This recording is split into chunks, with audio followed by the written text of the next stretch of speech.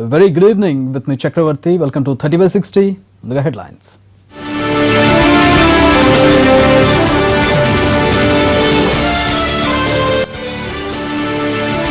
Tamil Nadu CM కాబోతున్న శశికళ రాష్ట్ర ప్రజలకు బ్లాక్ డే అన్న స్టాలిన్. రాత్రికి చెన్నై రానున్న తమిళనాడు ఇన్ఛార్జ్ గవర్నర్ అపాయింట్మెంట్ కోరిన అన్నాడీఎంకే ఎమ్మెల్యే. జగన్ దోచుకుంది పంచితే రాష్ట్రం అంతా రోజు బిర్యానీ, అవగాహన లేకే పట్టిసీమను తప్పుబడుతున్నారన్న దేవినేని. వెంటనే మెట్రో రైల్ ప్రారంభ తేదీ ప్రకటించాలి, హెచ్ఎంఆర్ కు కేంద్ర ప్రభుత్వ వాటా ఇచ్చేశామన్న దత్తన్.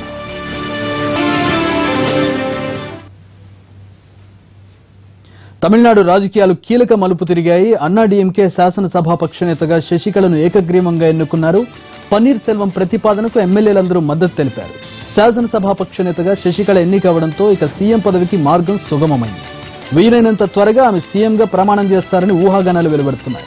అటు పన్నీర్ సెల్వం సీఎం పదవికి రాజీనామా చేశారు.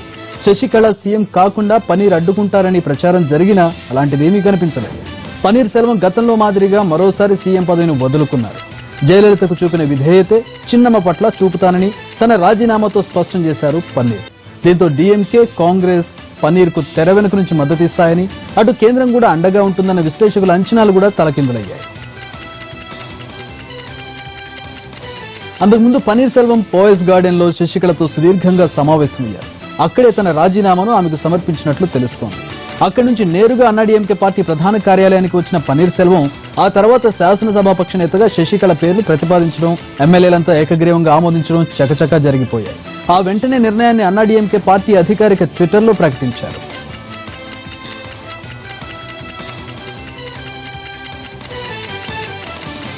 ప్రత్యక్ష రాజకీయాల్లో అడుగు కూడా పెట్టని ఓ సాధారణ మహిళ సీఎం అవుతోందంటే అది నిజంగా అసాధ్యం అనుకుంటాం.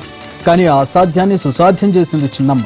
జయలలిత మరణం తర్వాత తమిళ నేతలు అక్కడి రాజకీయాలు అన్ని జల్లికట్టు చుట్టూ తిరుగుతుంటే చిన్నమ్మ మాత్రం సైలెంట్ గా సీఎం సీటు వైపు రాచబాట సిద్ధం చేసుకున్నారు. శశికళను సీఎం సీట్లో కూర్చోబెట్టడానికి రంగం సిద్ధమైపోయింది. ఇప్పటికీ అన్ని వ్యతిరేకతలను దాటుకుని అన్నాడీఎంకే పార్టీ ప్రధాన కార్యదర్శి పదవిలో కూర్చున్న చిన్నమ్మ అదే రూట్ లో సీఎం సీటుకు కూడా దగ్గరైంది. అన్నాడీఎంకే శాసనసభాపక్ష నేతగా ఎన్నికైన చిన్నమ్మ ఈ నెల 9న తమిళనాడు ముఖ్యమంత్రిగా ప్రమాణ స్వీకారం చేయనున్నారు.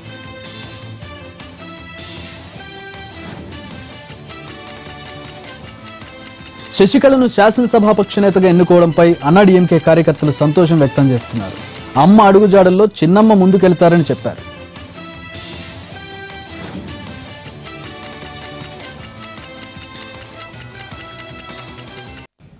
శశికళను శాసనసభాపక్ష నేతగా ఎన్నుకోవడంపై ప్రధాన ప్రతిపక్షం డీఎంకే విస్మయం వ్యక్తం చేసింది. శశికళను సీఎంగా అంగీకరించేది లేదని అన్నారు స్టాలిన్. ప్రజలు ఓట్లు వేసింది జయలలితకే తప్ప శశికళకు కాదని అన్నారు.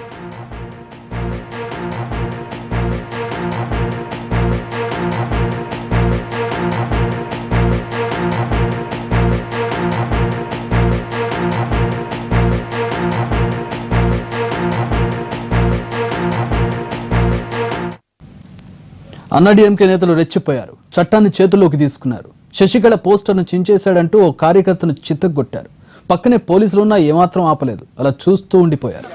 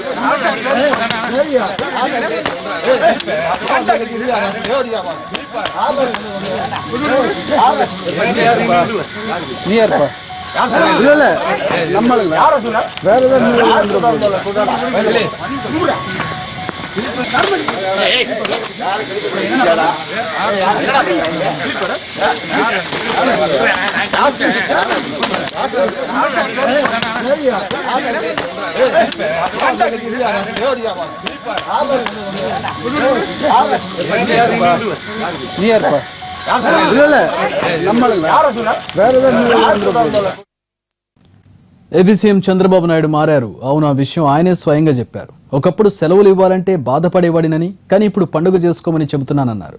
ఎన్ని రోజులు పనిచేశామనే దానికంటే ఎంత హ్యాపీగా పనిచేశామనేదే ముఖ్యమన్నారు చంద్రబాబు. విజయవాడలో ఎంఈఓలు, హెడ్ మాస్టర్లతో సమావేశమైన చంద్రబాబు విద్యాభివృద్ధికి ఉపాధ్యాయులు కృషి చేయాలన్నారు. పెంచి ఎవ్వరికీ టెన్షన్ లేకుండా హ్యాపీగా, ఒకప్పుడు నేను హాలిడేస్ ఇవ్వాలంటే బాధపడేవాడిని, ఇప్పుడు పండగలు చేసుకోమంటున్నాను, హాలిడేస్ ఎక్కువ చేసుకోమంటున్నాను.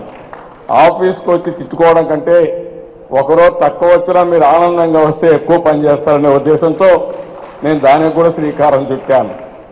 పండగలప్పుడు మీరు చూస్తే సంక్రాంతి కానుక, రంజాన్ తోఫా, అదే మరి క్రిస్మస్ కానుక, ఇలాంటి పండుగలకు కూడా గిఫ్ట్లు ఇచ్చి ప్రతి ఒక్కరిని హ్యాపీగా పండుగలు చేసుకోమంటున్నాను.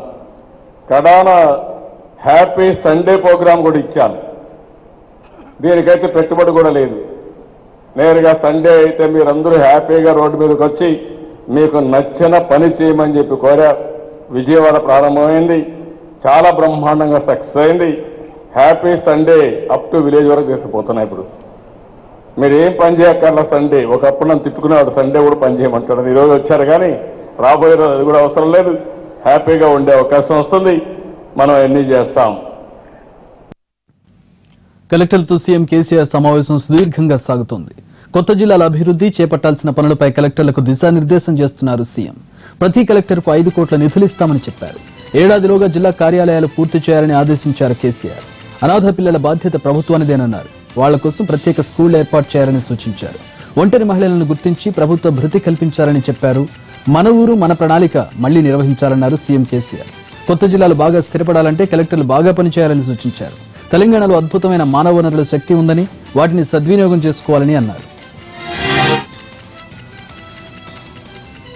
జీహెచ్ఎంసీ ఎన్నికల్లో ఇచ్చిన ఏ ఒక్క వాగ్దానాన్ని కూడా టీఆర్ఎస్ ప్రభుత్వం అమలు చేయలేదని విమర్శించారు తెలంగాణ శాసన మండలి ప్రతిపక్ష నేత షబ్బీర్ అలీ. ఎన్నికలకు ముందు మేనిఫెస్టో పేరుతో అరచేతిలో స్వర్గం చూపించిన సీఎం 99 సీట్లు సాధించాక ఏం చేశారని ప్రశ్నించారు. గ్లోబల్ సిటీ, 1,00,000 డబుల్ బెడ్రూమ్లు, ఇంటింటికి నల్లా నీరు ఏమయ్యాయని ప్రశ్నించారు షబ్బీర్.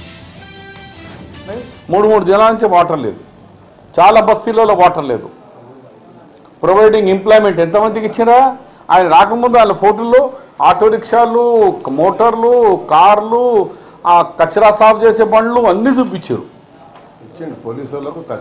కొంతమందికి బండ్లు ఇచ్చేసి లక్షల బండ్లు వచ్చేస్తున్నాయని యువకులకు హామీ ఇచ్చేసినారు. ఇంత మోసపోయిన ముఖ్యమంత్రి, ఇంత అబద్ధాలు చెప్పి చరిత్రలో ఎవడూ రాలేదు ఇప్పటివరకు, ఇంకా భవిష్యత్తులో కూడా రా. వైసీపీ అధ్యక్షుడు జగన్మోహన్ రెడ్డిపై టీడీపీ ఎమ్మెల్సీ సోమిరెడ్డి చంద్రమోహన్ రెడ్డి తీవ్ర స్థాయిలో మండిపడ్డారు. తండ్రికి అపకీర్తి తెచ్చిన జగన్ సీఎం కుర్చీ పిచ్చి పట్టుకుందని ఎద్దేవా చేశారు. జలయజ్ఞానికి కాంగ్రెస్ పాలనలో 53,000 కోట్ల దుర్వినియోగం అయితే ఇరిగేషన్ కు 22,000 కోట్లు ఖర్చు చేసిన ఘనత టీడీపీకి దక్కుతుందన్నారు Somireddy.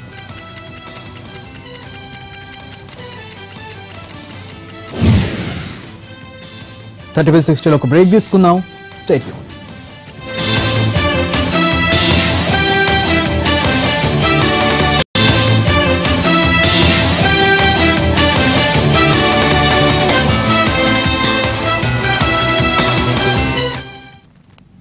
Back to news. Secunderabad KIMS ఆసుపత్రిలో చికిత్స పొందుతున్న దర్శక నిర్మాత దాసరి నారాయణరావు ఆరోగ్యం కుదుట పడుతోంది. సినీ నటుడు బాలకృష్ణ, ఆర్ నారాయణమూర్తి దాసరిని పరామర్శించి ఆరోగ్య పరిస్థితి గురించి డాక్టర్లను అడిగి తెలుసుకున్నారు. దాసరి ఆరోగ్యం మెరుగవుతోందని, త్వరగా కోలుకుంటున్నట్లు నారాయణమూర్తి తెలిపారు.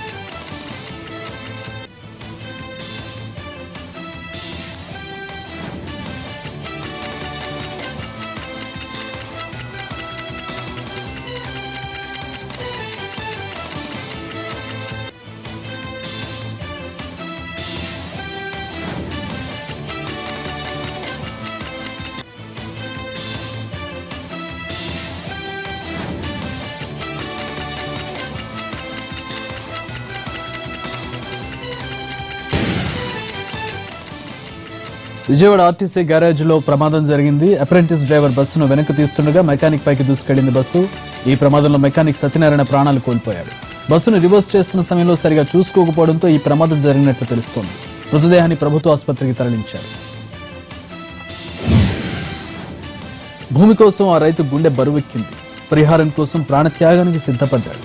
ప్రాణం పోయినా తమ భూముల్లో విద్యుత్ స్తంభాలు వేయొద్దని మొండికేశారు. అధికారుల కాళ్లపై పడి వేడుకున్నారు. అయినప్పటికీ కనికరించిన అధికారులు మీ ప్రాణాలు మాకు లెక్క అంటూ నిజంగానే రైతుల ప్రాణాలు తీయబోయారు.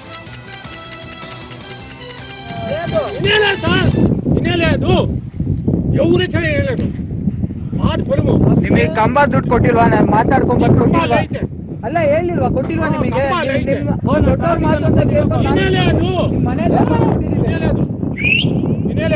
ಪ್ರಾಣವೇ ಬೋಲಿ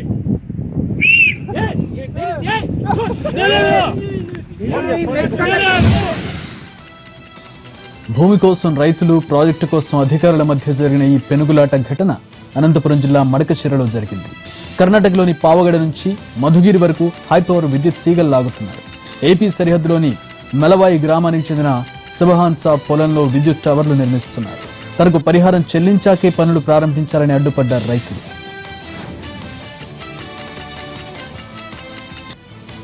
భూమిలో విద్యుత్ తీగలు లాగుతున్న సమయంలో తండ్రి కొడుకులు ఇద్దరు తీగలను గట్టిగా పట్టుకుని పనులు అడ్డుకున్నారు. కనీసం రైతుకు సర్ది చెప్పే ప్రయత్నం కూడా చేయకుండా జేసీబీతో విద్యుత్ తీగలను లాగారు అధికారులు. తండ్రి కొడుకులు ఇద్దరిని 50 అడుగుల ఎత్తులో 15 నిమిషాల పాటు వైర్లకు వేలాడారు.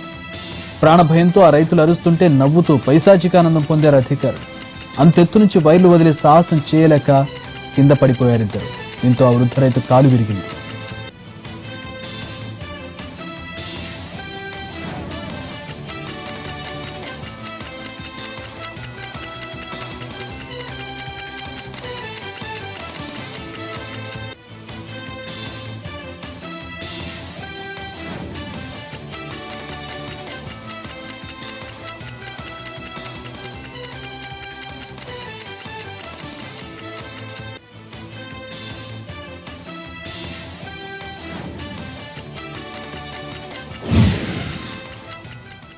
తూర్పుగోదావరి జిల్లాలో గ్యాస్ పైప్ లైన్ నుంచి మంటలు రావడంతో మరోసారి సంచలనం రేకెత్తింది. ఆలమూరు మండలంలోని కొత్తూరులో ఓఎన్జీసీ గ్యాస్ పైప్ లైన్ నుంచి మంటలు వచ్చాయి. దీంతో గ్రామస్తులు ఇళ్లు వదిలి ప్రాణాలు అరచేత పట్టుకుని పరుగులు పెట్టారు. కొంతసేపటికి మంటలను అదుపు చేయడంతో ఊపిరి పీల్చుకున్నారు. తూర్పుగోదావరి జిల్లాలో గ్యాస్ పైప్ లైన్లు తరచూ లీక్ కావడంతో ప్రజలు భయాందోళనకు గురవుతున్నారు. ఓఎన్జీసీ కార్యాలయం దగ్గర కొత్తూరు గ్రామస్తులు ఆందోళనకు దిగారు. తమ ప్రాణాలకు రక్షణ లేకుండా పోయిందంటూ ఆవేదన వ్యక్తం చేశారు. ఏ రాత్రి ఏ గ్యాస్ పైప్ లైన్ పేలుతుందో భయపడుతున్నామని ఆవేదన వ్యక్తం చేశారు. సికింద్రాబాద్ లో బిషప్ ఇంటి ఎదుట ఆత్మహత్య చేసుకున్న వ్యక్తిని పోలీసులు గుర్తించారు. మృతుడు లాలాగూడకు చెందిన డీన్ బెండిక్ గా గుర్తించారు. ఆర్థిక సమస్యల కారణంగానే ఆత్మహత్యకు పాల్పడ్డాడని నిర్ధారించారు పోలీసులు. చాయ్ క్యాథలిక్ హెల్త్ అసోసియేషన్ భవన నిర్మాణం కోసం బెండిక్ పెద్ద ఎత్తున అప్పులు చేశాడు. వాటిని తీర్చే దారి లేక ఆత్మహత్యకు పాల్పడినట్టు తెలుస్తోంది. రాజమహేంద్రవరంలో ఆర్టీసీ సిటీ బస్సులు అందుబాటులోకి వచ్చాయి. ఈ ఉదయం సిటీ బస్ సర్వీసులను డిప్యూటీ సీఎం నిమ్మకాయల చినరాజప్ప ప్రారంభించారు. తొలుత శాటిలైట్ సిటీ నుంచి క్వారీ మార్కెట్ కు వెళ్లే సర్వీసును ప్రారంభించారు. తర్వాత గోకవరం బస్టాండ్ లో సిటీ బస్ సర్వీసులను జెండా ఊపి ప్రారంభించారు. ఈ కార్యక్రమంలో MP Murali Mohan, MLA Goranta Butchaiah Chowdary, RTC MD Malakondaiah పాల్గొన్నారు. ప్రారంభోత్సవం సందర్భంగా 2 రోజుల పాటు ఉచిత ప్రయాణ సదుపాయం కల్పించారు. ప్రస్తుతానికి 10 సర్వీసులను నడుపుతూ ఏడాది చివరికి 50 సిటీ బస్సులను తిప్పాలని నిర్ణయించారు ఆర్టీసీ అధికారులు. కర్ణాటకలోని గడగ్ సమీపంలో ఉన్న లక్ష్మణేశ్వర్ పోలీస్ స్టేషన్ అట్టుడికిపోయింది. పోలీసుల కస్టడీలో ఉన్న నిందితుడు మృతి చెందడంతో కలకలం రేగింది. మృతుని కుటుంబీకులు, బంధువులు పోలీస్ స్టేషన్ వద్ద మృతదేహంతో ఆందోళనకు దిగారు. అయితే పోలీసుల నుంచి సమాధానం లేకపోవడంతో ఆగ్రహోదగ్ధులయ్యారు. దాడికి దిగి బీభత్సం సృష్టించారు. ఠాణాపై రాళ్లతో దాడి చేశారు. పోలీసు వాహనాలకు నిప్పు పెట్టారు.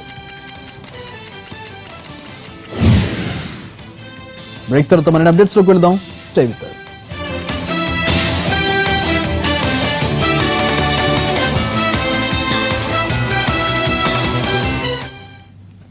Back to news.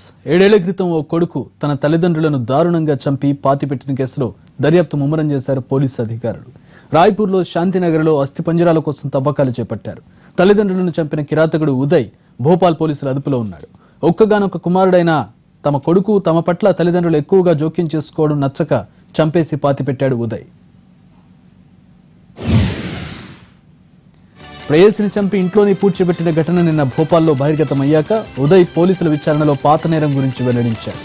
నిందితుడు చెప్పిన వివరాలతో ఫోరెన్సిక్ బృందం రాయ్పూర్ వెళ్లి అస్థిపంజరాలను తవ్వి తీస్తోంది. ఉదయ్ తండ్రి ఓ కంపెనీలో ఫోర్మెన్ గా, తల్లి డేటా అనలిస్టులుగా పనిచేసేవారు. రాయ్పూర్, ఢిల్లీ, భోపాల్ నగరాల్లో నెలకు 80,000 రూపాయలు అద్దెలిచ్చే ఇల్లున్నాయి. ఉదయ్ తల్లికి నెలకు పింఛన్ కూడా వచ్చేది. ఈ డబ్బుతోనే ఆర్థికంగా ఏ లోటు లేకుండా జీవించాడు నిందితుడు. అయితే ప్రేయస్ని చంపిన కేసులో అరెస్టు కావడంతో తల్లిదండ్రులను చంపేసిన విషయం వెలుగు చూసింది. దీంతో అటు భోపాల్ ఇటు రాయ్పూర్ వాసులు ఒక్కసారిగా ఉలిక్కిపడ్డారు. జల్లికట్టుపై తమ పంతం నెగ్గించుకున్న తమిళులు మధురైలో ఆ సంప్రదాయ క్రీడను నిర్వహించారు. 1200 మంది యువకులు ఈ క్రీడలో పాల్గొన్నారు.